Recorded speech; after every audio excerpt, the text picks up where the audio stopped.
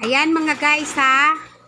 Yung kasamahan ko dito, beautician yan. Pero ngayon mananahi na. Diyan kayong maniwala na ang beautician ay nagiging mananahi na.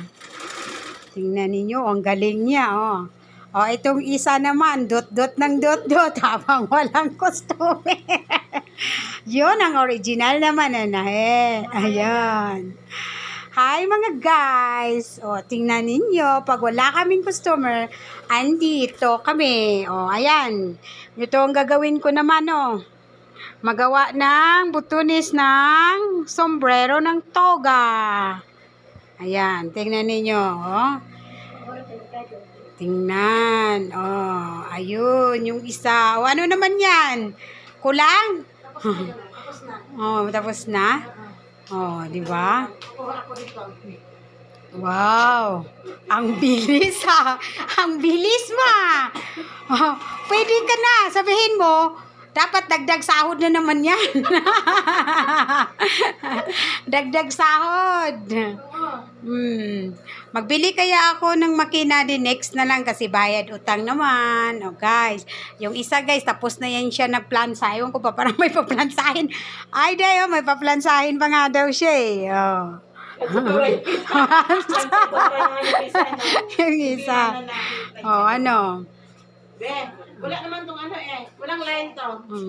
Sa loob, tingnan niyo kung gaano kahaba. Sa loob ako nagkano na nagkamali lang ako. Lalabas ka din. Oh. Diba? Oh, diba? So, ayusin mo lang, Day. Ayusin mo lang. Para dagdag sahod na yan. Oo ay. Sana dagdag sahod o dagdag Hindi ko ano. pa yan magyaman. Magyayaman na yan si ate. Oh. Diba? Ayan. Oh, ayusin mo, huwag mong habulin yung makina. Yung paa.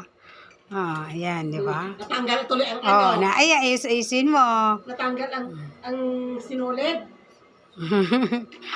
Oh, mahaba na ito. Oh. Ayan. Yun ang salon namin doon sa kabila. Huwag niyo munang tingnan. Surprise lang yan. Oh, doon yun sa likod. Yung sarapan yung salon namin.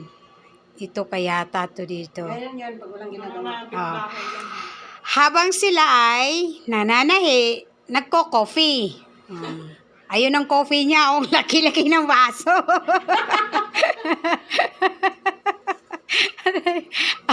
Tingnan mo.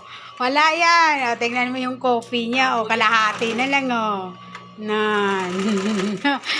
Ayun yung isa. Nagko-coffee. Maliit ang baso. Yung isa naman. Concentrate. Wala pa kasi yung momo namin dito eh.